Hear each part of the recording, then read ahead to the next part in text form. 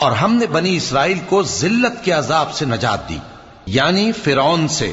بے شک وہ سرکش اور حد سے نکلا ہوا تھا، اور ہم نے بنی اسرائیل کو اہل عالم میں سے علم کی بنیاد پر چنا تھا، اور ان کو ایسی نشانیاں دی تھیں جن میں کھلی آزمائش تھی۔ یہ لوگ یہ کہتے ہیں کہ ہمیں صرف پہلی دفعہ یعنی ایک بار مرنا ہے اور پھر اٹھنا نہیں،